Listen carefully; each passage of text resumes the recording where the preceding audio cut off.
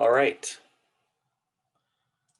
Well, I think it goes without saying that starting uh, as late as late March of 2020, we already had started thinking, do we need to reimagine Evergreen, Everblue or not?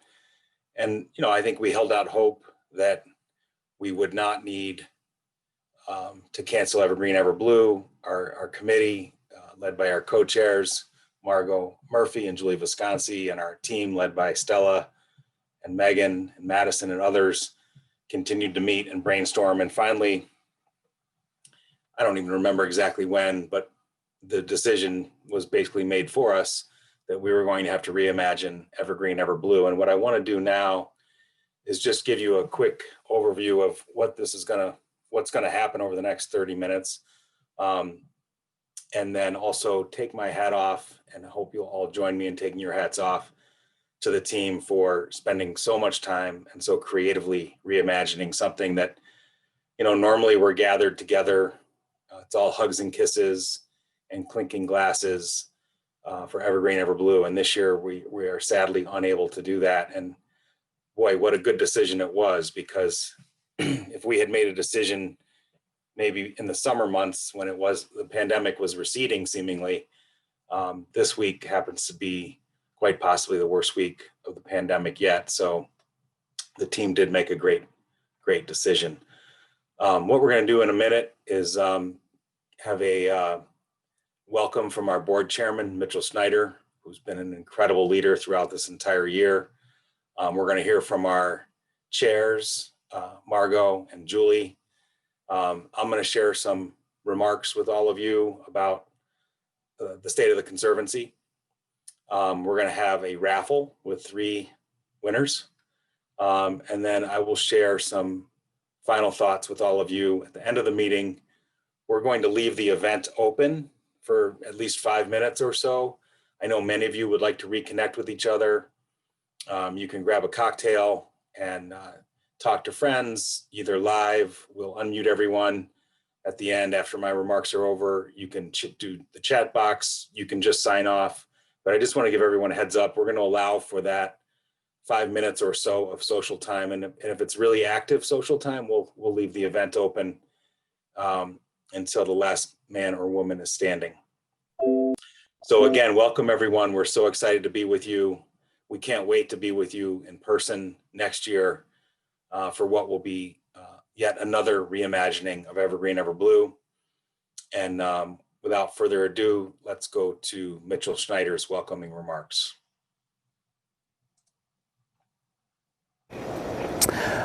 Let me thank everybody for joining us tonight for our virtual Evergreen, Everblue.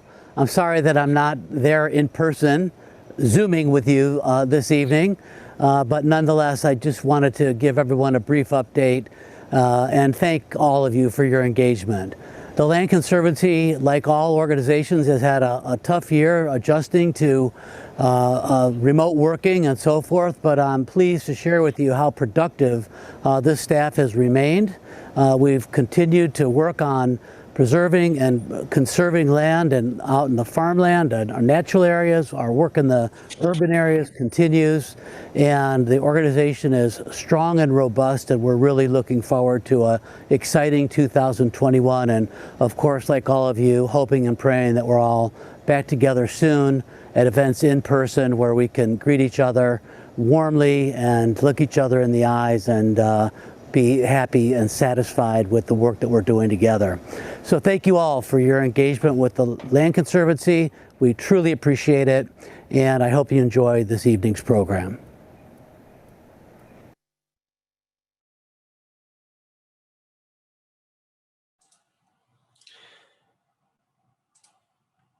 Thank you so much.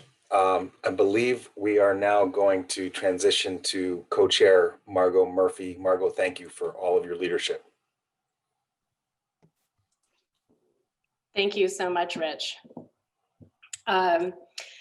So they say when life gives you lemons, make lemonade. Well, this whole year has had us all making a lot of lemonade or sourdough.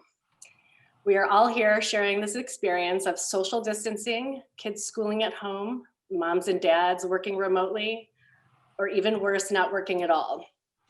The pandemic has uprooted all of our lives, and like you, I cannot wait for it to be over.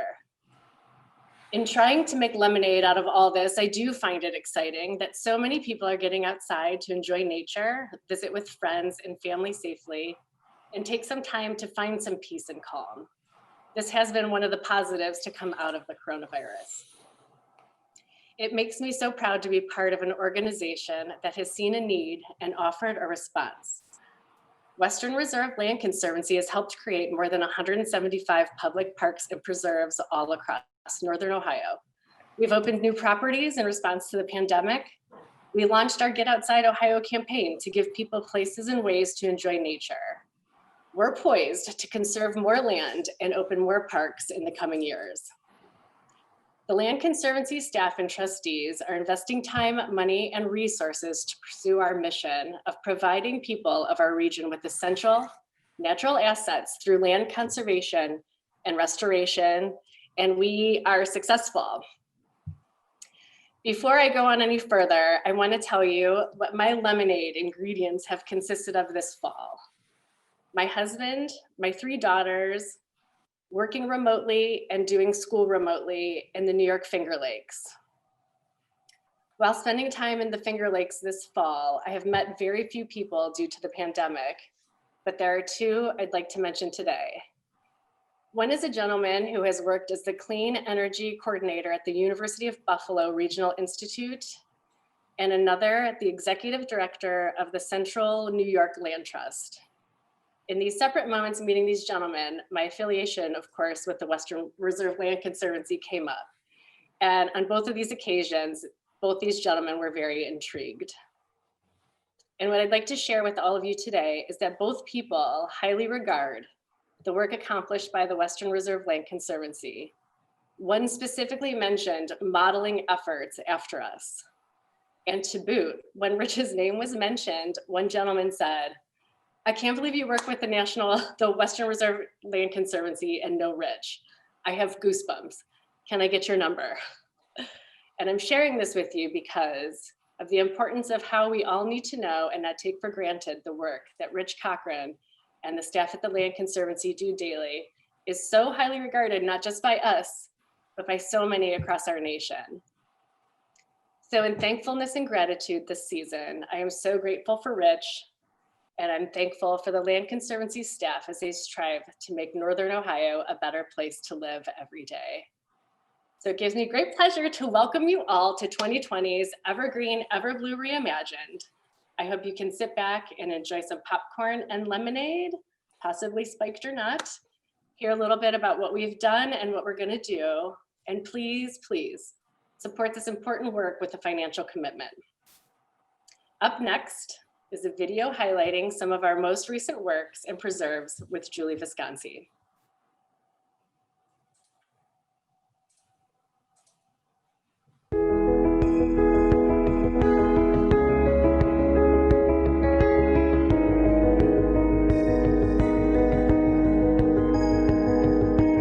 This year has been like no other. Forced to change the way we think, the way we act, the way we do business, even the way we connect with our loved ones. For all of those who have lost loved ones to COVID-19, for those who got sick, for those who have suffered, we send our deepest sympathies. For the first responders who put their lives at risk, for the workers who showed up every day despite the threat, for everyone who sacrificed, we send our sincerest thanks. At Western Reserve Land Conservancy, we are committed to providing the people of our region with essential natural assets through land conservation and restoration.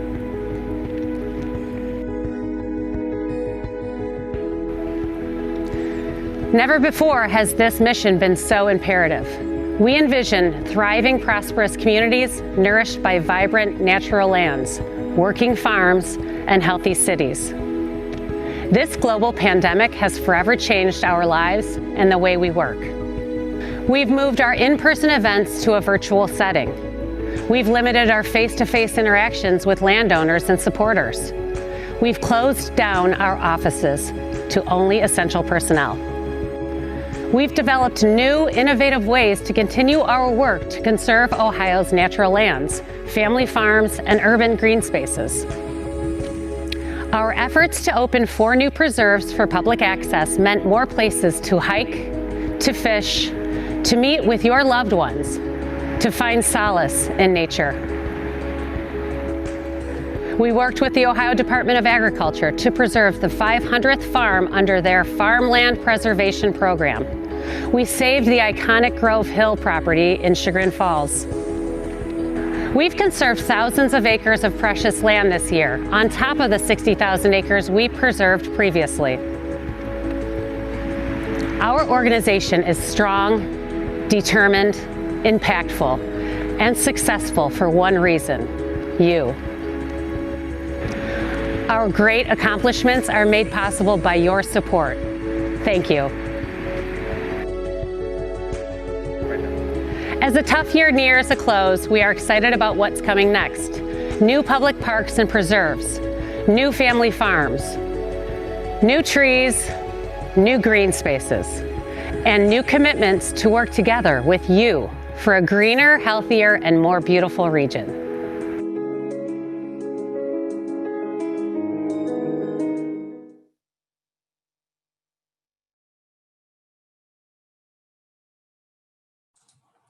Thank you so much to both Margot and Julie. It's wonderful to work with you guys. Our board, our staff, we are just delighted to have you on our team and couldn't be more grateful to both of you. What I'd like to do now is share an update on the state of Land Conservancy, and then we will transition to the raffle.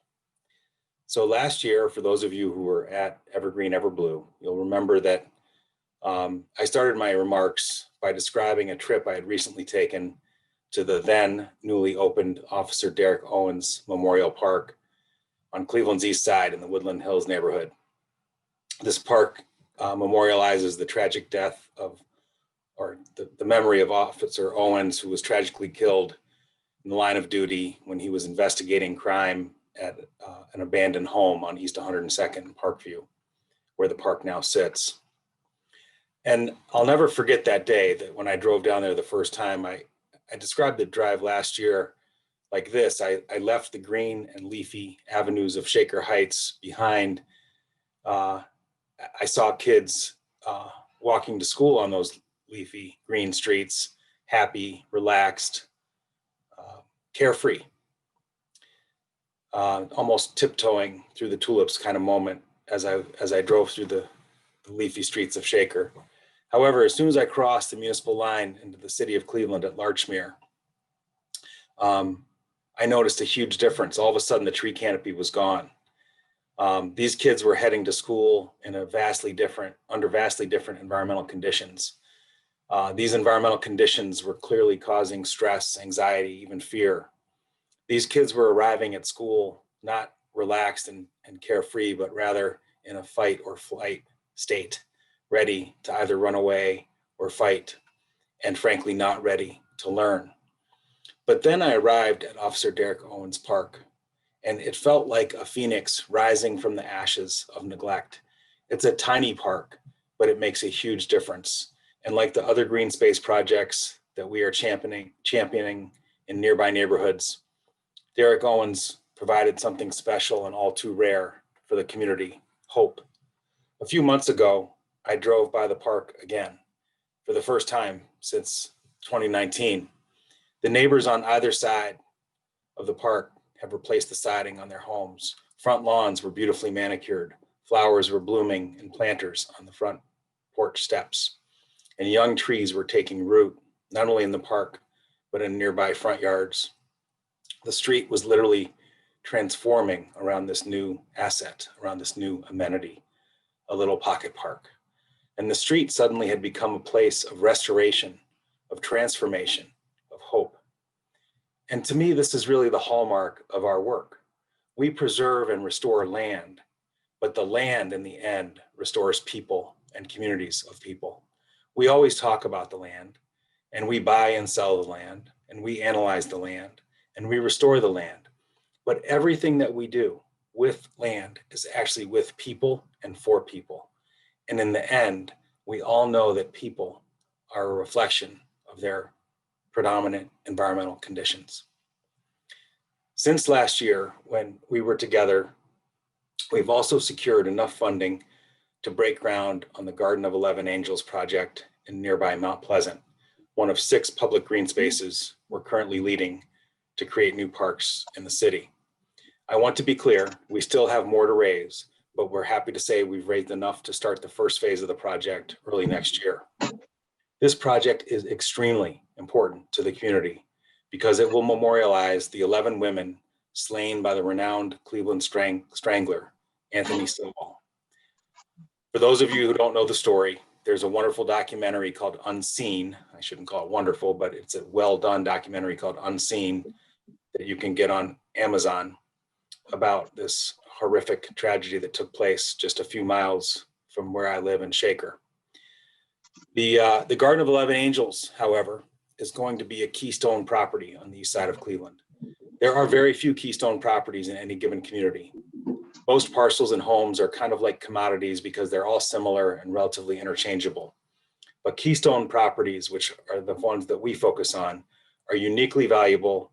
And if they are deployed correctly in a community, they have the ability to lift up and transform an entire area. The Garden of 11 Angels will become the most poignant, the most healing, and the most wholesome place in all of Mount Pleasant. It will be a keystone for recovery and hope. Just imagine, not long ago, Imperial Avenue in Mount Pleasant was the site of at least 11 murders, the home of a serial killer, filled with vacant and abandoned homes. To say that Imperial Avenue hit rock bottom 10 years ago is to be guilty of gross understatement. But imagine now, just a few years later, we've demolished 8 homes, including the home of Anthony Stilwell. We've assembled an acre of land where those homes stood. And by next year, there will be a beautiful memorial park where once stood this dystopian symbol of terror. Again, the hallmark, restoring land, restoring people, restoring communities of people, restoring hope, healing land, healing people, healing communities of people.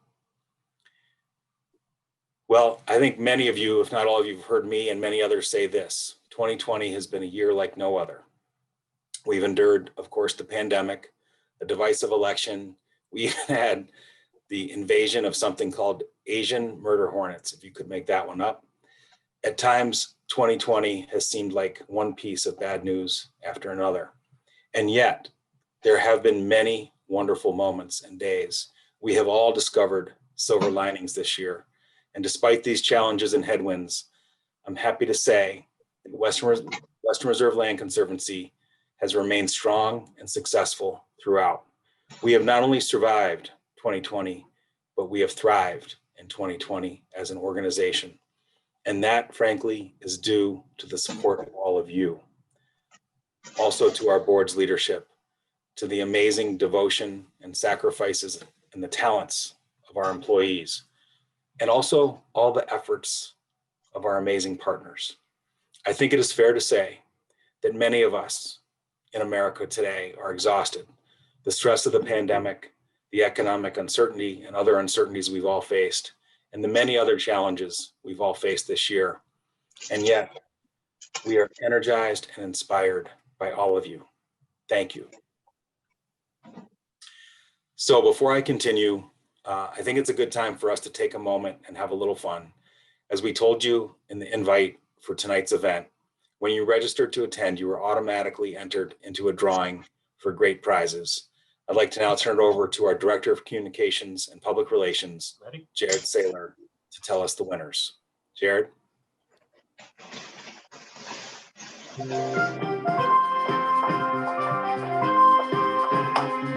All right.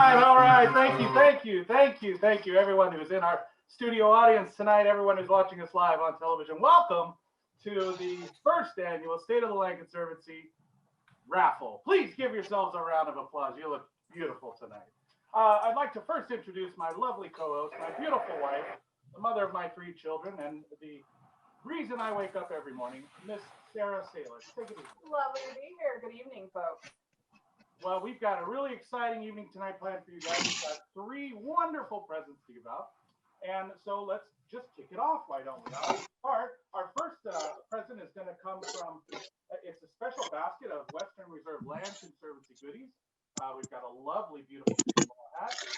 We've got a nice hoodie. We have also some delicious Ohio Western Reserve Land Conservancy branded syrup. And of course, what goes with syrup at pancakes? We've got some pancakes, and then you all know champagne is the best product for pancakes and syrup. So we're gonna choose our winner right now. I'm gonna spin the wheel here, and then we'll open it up, and Sarah will pull out a name. One name here. Let's make sure we don't let that one back. We have Linville Lloyd. Oh, wait a minute. How is that possible? That's ridiculous. So this is my mother-in-law, and I'm very sorry, Mom, but you're not allowed to win this. So we're gonna throw that to the side, and we're gonna try it again. Of 220 names, of course, it was my mother-in-law that came up. Once again, we're gonna choose our next name is. Here we go. We have William Gutzler of Cleveland, Ohio. William, Bill, congratulations. We will be mailing this wonderful gift basket out to you in the next few weeks. We really appreciate you joining us tonight. All right, so for our next gift, it is a wonderful holiday wreath being donated to us by Jane Neubauer of Sugar Pines Farm. Jane is a wonderful member of our Board of Trustees. She and I work closely together. She chairs the Communications and Marketing Committee. Jane is extremely busy, as you would all imagine at this time of year, but she's taken some time to put together a nice wreath for one of us. And of course, we'll be delivering that wreath to you when it is appropriate for you. So let's spin the wheel, and hopefully we won't pick out my father-in-law, who I think might be in here as well. All right, go ahead. Ready? Go. We have Mary Keene of Beechwood, Ohio. Mary Keene, big round of applause for Mary. Thank you, Mary, for joining us tonight. We hope you enjoy your holiday wreath. We will be reaching out to you soon to coordinate delivery of that wonderful gift. All right, well, right now I'd like to change it up a little bit and invite someone from our live studio audience. Well, you, little girl, come on up, come on down. Welcome. Tell us your name. I'm Agnes. Agnes, where are you from? I am from Maryland, but I recently moved to Ohio. Well, that's just wonderful. And what do you want for Christmas? This is a raffle. Oh, yes, I forgot. So let's have you choose our next winner. I'll spin it. And of course, our last gift is our grand prize of either a 7 to 8 foot Fraser fir or a tulip or dogwood tree that can be delivered to you in the spring. So you could either have a holiday tree that can be delivered to you immediately or within the next few days, or we'll be happy to send a live tree for you to for you to plant in your own yard and enjoy for many more State of the Land Conservancy raffles to come. So without any further ado, let's give this spin a wheel. The wheel a spin. And choose one and choose wisely. Susan White. Congratulations, Susan. You're going to get a choice of either a 7 to 8 foot Fraser fir tree or a tulip or dogwood tree delivered to you in the spring. So, ladies and gentlemen, thank you all for joining us tonight from Olmsted Township, Ohio. We'd like to say happy Thanksgiving and aloha! Thank you.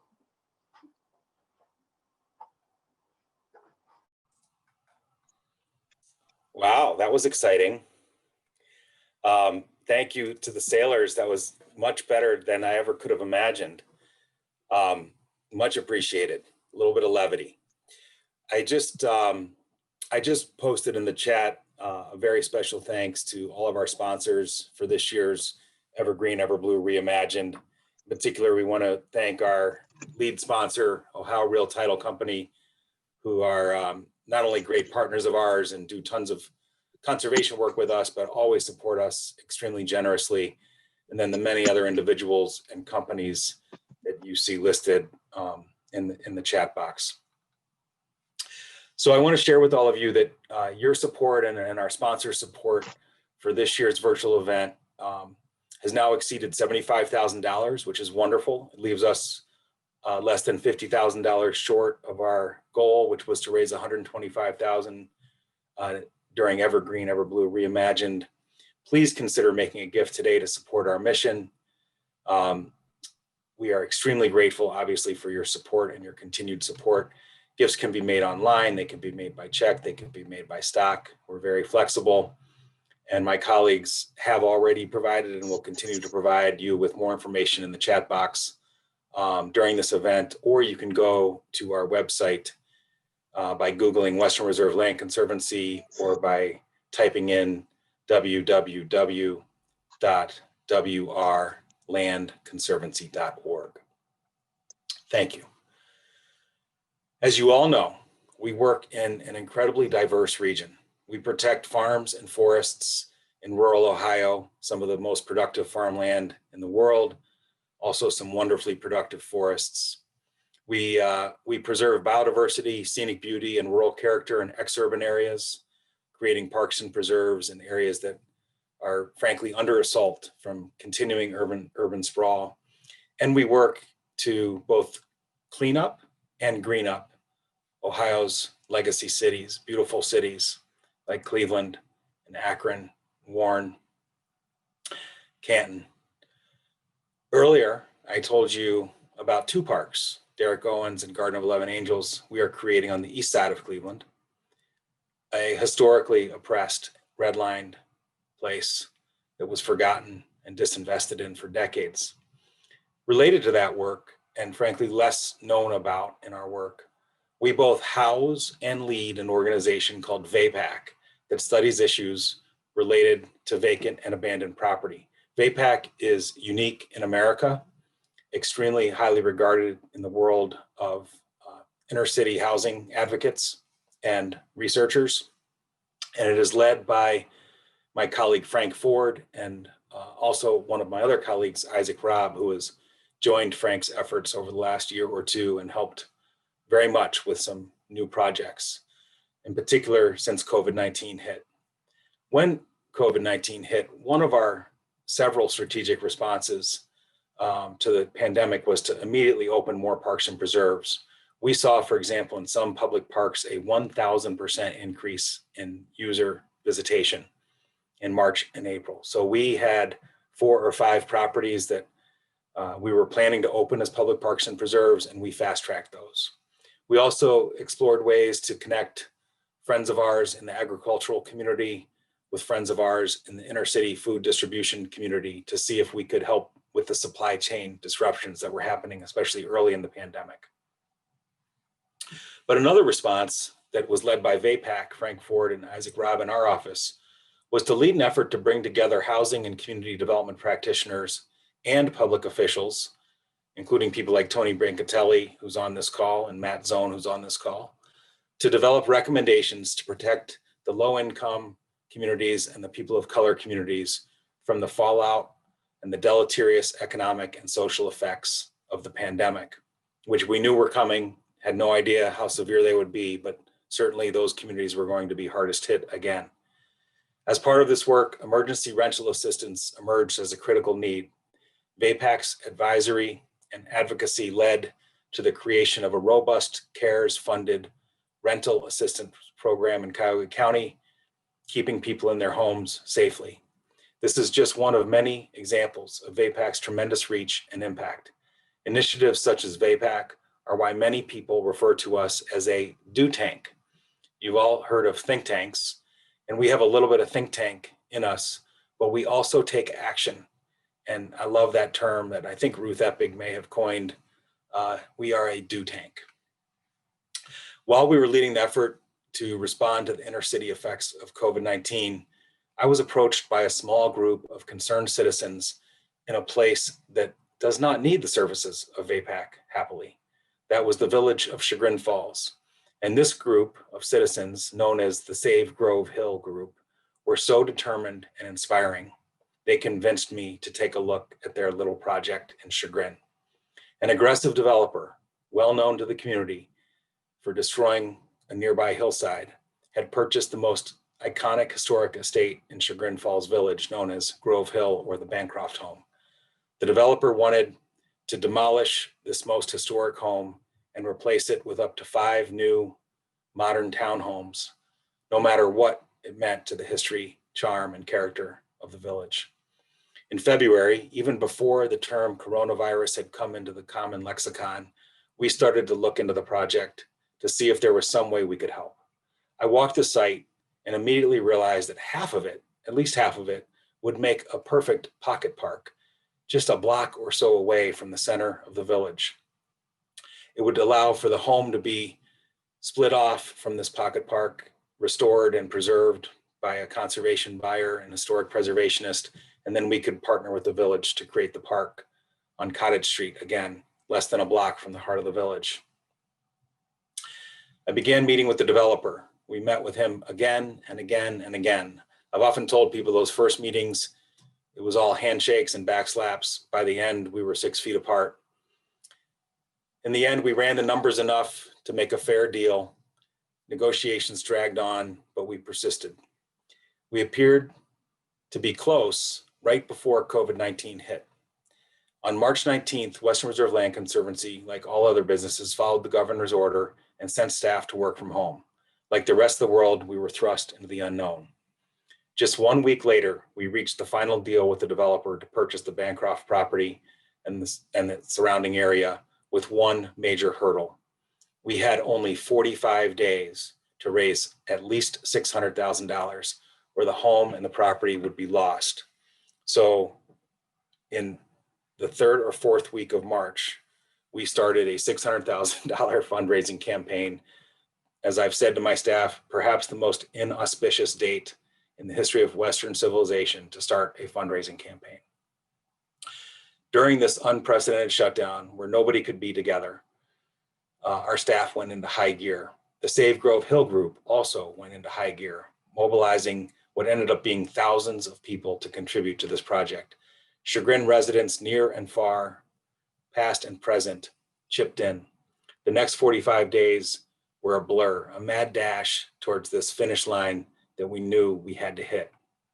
And as the deadline grew close, we got closer every day to our goal. On April 27th, with only 12 days remaining, we had raised a little over half of what we needed. Our last minute effort to find the support to Save Grove Hill, again, led by the citizens group, Save Grove Hill, and as many as 25 of our staff members at any given time, came right down to the wire. On May 9th, literally with hours remaining before our deadline, we reached our goal of we exceeded our goal of 600,000 and reached a total of $603,398. You may wonder why $398. The reason is there are very few campaigns like Save Grove Hill, but I've been involved in a few of them.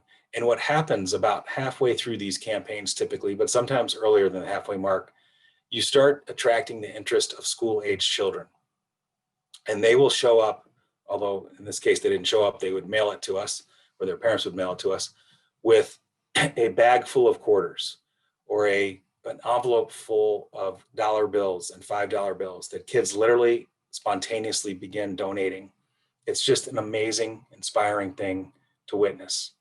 And by partnering with the village, with this amazing citizens group, Save Grove Hill, and others such as the Historical Society and many other partners, we were able to create what I view as a minor miracle.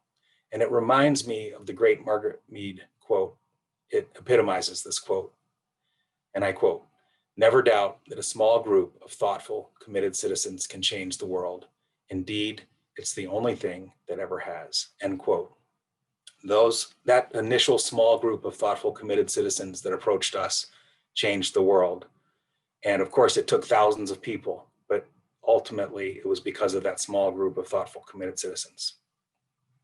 I wanted to share this story because I think it embodies everything about the Land Conservancy that makes us successful. We are, like Cleveland, scrappy and gritty. We never give up, no matter what. We adapt. We respond quickly. We overcome all obstacles, and we aren't afraid to take risks.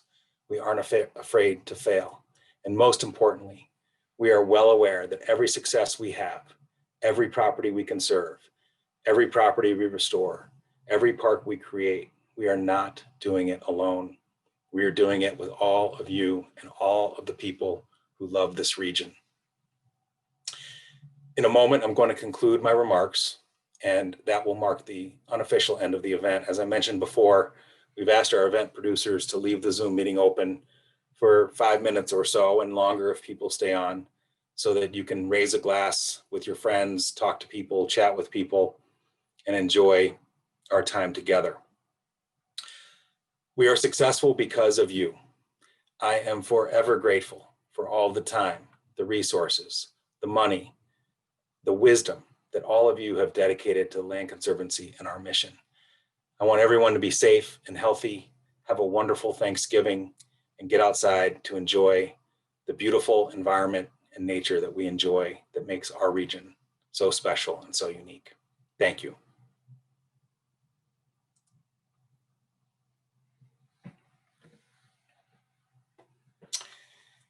If you wish to unmute, are people able to unmute themselves? Thank you, Rich. Good Thank job. you. We can. Thank you, Rich. Thank you, Thank you. guys. Thank you. Thank you, Rich. Customer Reserve staff. Thanks, Rich. Happy Good Thanksgiving, job. everyone. Good job. Rich. Thank you all. Our history. Thanks, Rich. Thank you, Jim, and congrats on your award today. You gave a great talk, by the way. Thanks to Western Reserve for making it all possible. Hey, Jim, Pat Ramsey, congratulations. Thanks, Pat. Nice going, Jim. Congratulations, Jim. Hey, Jackie. Thank you, hi. Margot. Hey, Pat. How you doing? I'm doing fine. Good to see you. Yes, good to see you too. Hey, Jacqueline. And Samir, I saw you someplace out there. I'm here. How are you, Pat? Hey, It's been a very Samir. long time. I'm doing Jackie. good. How are you doing? Hey. Margaret Good Hughes, to see hi. You. The only thing I'm gonna raise up right now is some Margot, you're amazing. I Pellegrino. love you. Hey. Thank you so much. Hey, thank you. Hi, Jerry. Yeah. Hi. Kathleen was here too, but she chickened out. We're lucky to have Margot in the Finger Lakes as well now. These are my other friends I made. My only We'll friends. share. We will share her. You'll share her too, we hope. Her favorite friends. Hey, Tony Brincatelli, you must be following me from meeting to meeting, man. I am. I was in a private chat though with Matt Sullivan, wondering if he's going to get as gray as Jim Rokakis did. Oh. Okay. Jim assured me when you leave a life of politics, your hair doesn't gray anymore.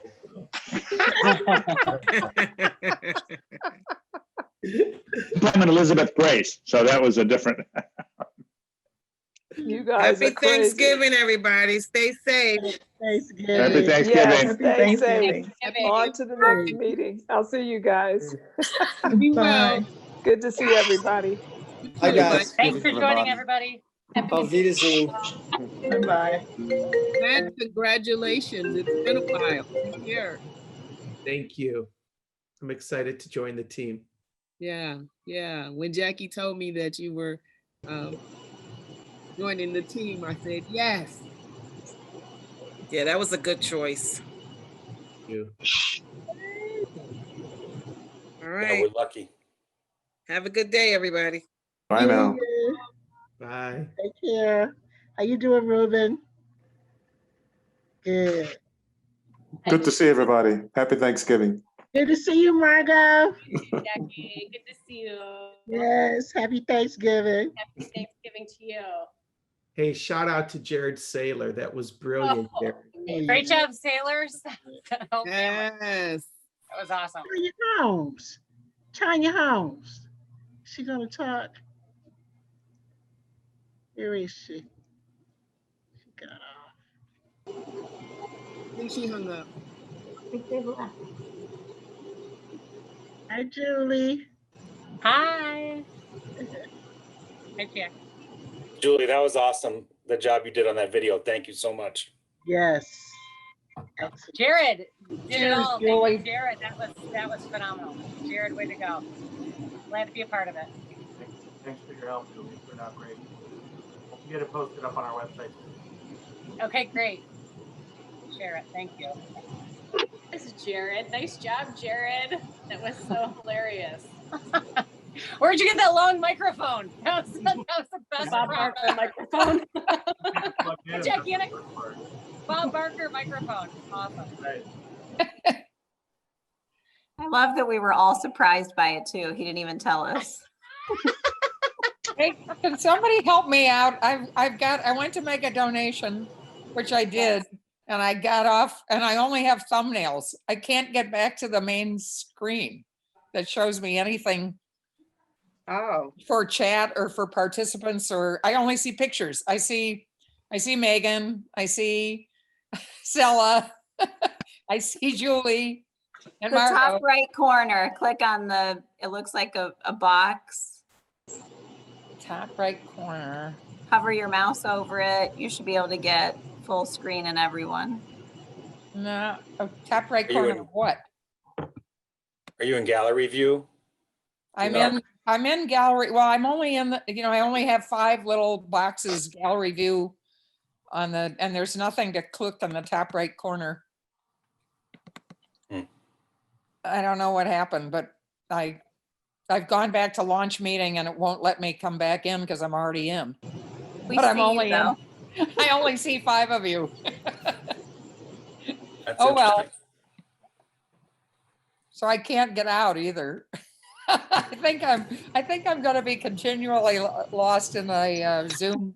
At least you have Thanksgiving plans. They're set for you here. Well, I'll check back in on Thanksgiving. Yeah, thanks a lot. Somebody come back and check on me sometime.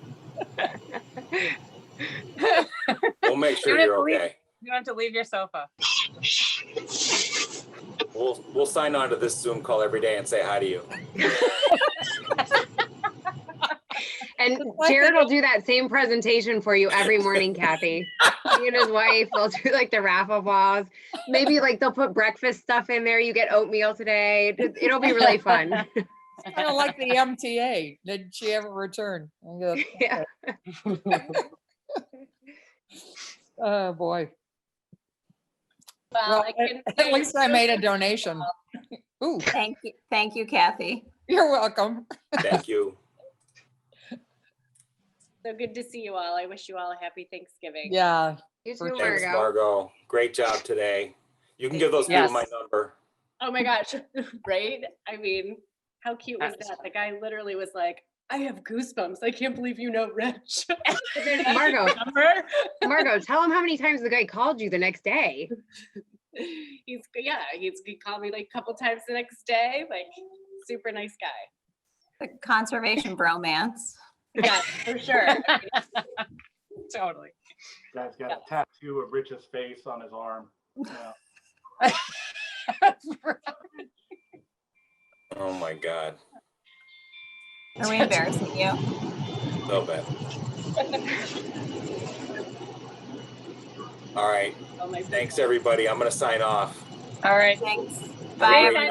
everyone. Bye. Happy Thanksgiving. Bye. Bye.